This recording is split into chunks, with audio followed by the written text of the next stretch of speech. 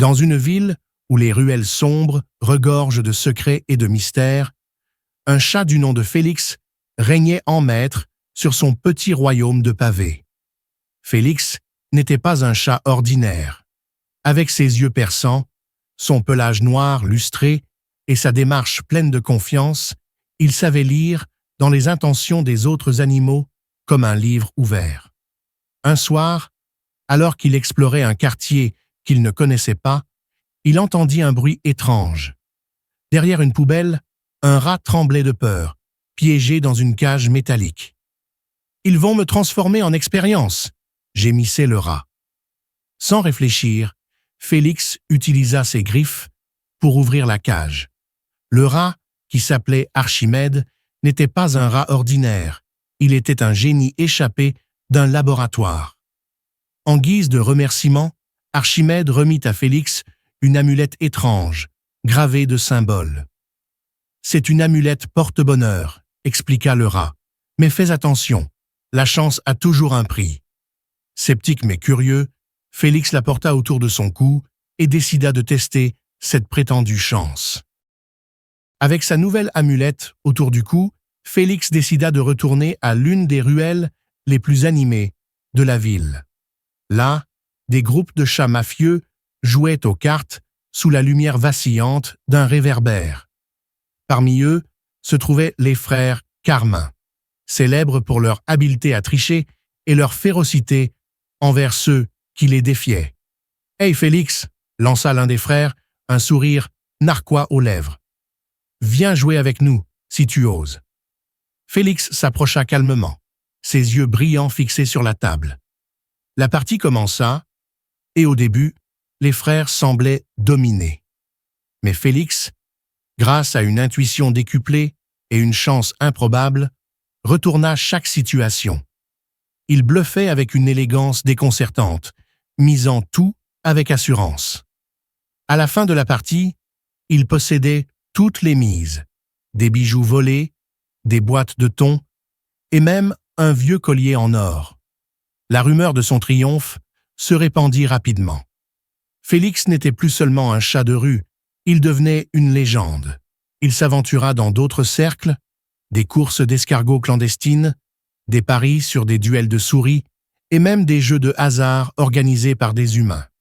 Partout où il allait, la chance semblait le suivre. Invité dans un casino de luxe, Félix joua contre des humains pour la première fois. Ses adversaires, d'abord amusés par la présence d'un chat, réalisèrent vite qu'ils étaient en train de perdre face à lui. Les croupiers et les joueurs, perplexes, le regardaient empiler jeton après jeton. Mais le succès attira aussi des regards jaloux. Les frères Carmin ruminaient leur vengeance. D'autres figures du monde clandestin, comme Brutus, un chien immense et redoutable, commençaient à voir en Félix une menace. Félix, lui, se délectait de chaque victoire. Mais au fond de lui, une question commençait à germer. Cette chance qui semblait infaillible, était-ce réellement lui ou seulement cette amulette mystérieuse? Alors que Félix continuait de briller sous les feux des projecteurs, les menaces se rapprochaient. Les frères Carmin, vexés d'avoir été ridiculisés, mirent une prime sur sa tête. Mais plus inquiétant encore, Brutus, un chien imposant au regard sombre, déclara publiquement que Félix n'était qu'un tricheur et le défia à une partie clandestine devant un public composé des plus grands parieurs de la ville. Félix accepta le défi, malgré les avertissements d'Archimède. « Félix, cette amulette te donne une chance incroyable, mais elle attire aussi des énergies dangereuses. Tu joues avec le feu. » La partie avec Brutus se déroula dans un entrepôt désert éclairé par des néons vacillants. La tension était palpable. Brutus, connu pour son habileté à manipuler les dés et à intimider ses adversaires, dominait au départ. Mais Félix, fidèle à son flair et sa stratégie, commença à retourner la situation. Chaque coup, chaque carte, chaque pari semblait aligné en sa faveur. Soudain, au milieu de la partie, Brutus se leva d'un bond et renversa la table. C'est impossible. Personne n'est aussi chanceux sans tricher. Félix, imperturbable, fixa son adversaire et déclara d'un ton calme. La chance sourit à ceux qui osent, mon cher. Malgré cette victoire, Félix savait que les choses devenaient de plus en plus dangereuses. Les rumeurs sur sa chance surnaturelle circulaient, et même les humains commençaient à douter. Certains le suivaient dans les ruelles, essayant de s'emparer de l'amulette qu'il portait. Pendant ce temps, Archimède lui révéla une vérité troublante. Cette amulette ne fait qu'amplifier ta chance naturelle, mais elle a une limite. Et quand elle s'éteindra, tu seras vulnérable comme n'importe qui d'autre. Félix comprit qu'il ne pouvait plus compter uniquement sur cet artefact. Si sa chance s'épuisait, il lui faudrait user de son intelligence, de son charisme et surtout de son courage pour rester au sommet. Alors qu'il recevait une invitation au tournoi des joueurs légendaires, Félix sut que ce serait son plus grand défi. Et peut-être le dernier.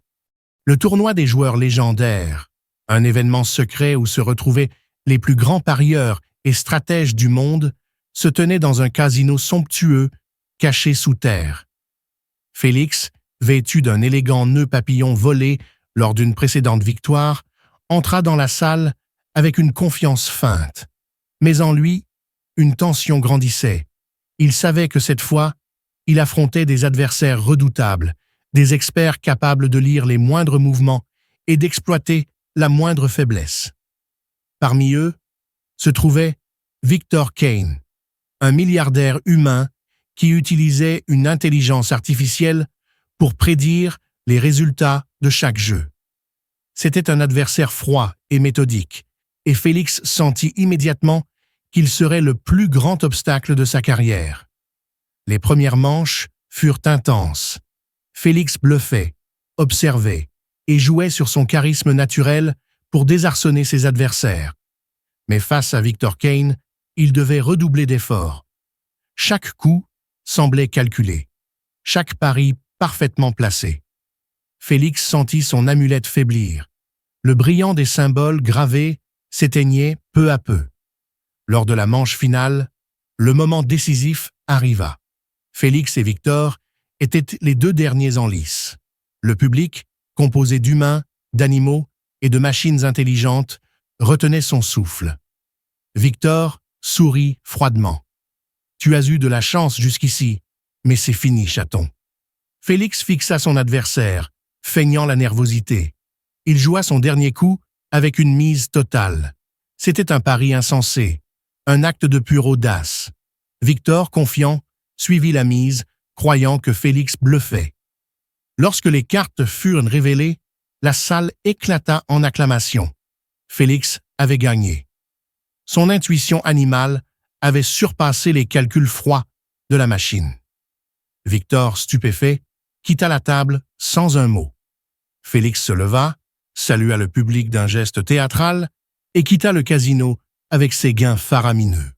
Après cette victoire spectaculaire, Félix prit une décision. Il retira l'amulette de son cou, la confiant à Archimède. « Je n'ai plus besoin de ça, » déclara-t-il. « Ma vraie force, c'est moi. » Avec ses gains, Félix ouvrit un refuge pour animaux errants, un lieu où les créatures des rues trouvaient un foyer et une nouvelle chance. Il passa ses journées à jouer avec les chatons et à raconter ses exploits à ceux qui voulaient écouter. Bien qu'il se soit retiré du monde du jeu, des histoires continuaient de circuler à son sujet. Dans les ruelles, on parlait encore du « chat qui valait des millions », le félin qui défiait la chance elle-même. Félix, désormais paisible, observait les étoiles depuis le toit de son refuge, satisfait d'avoir laissé une empreinte indélébile sur le monde.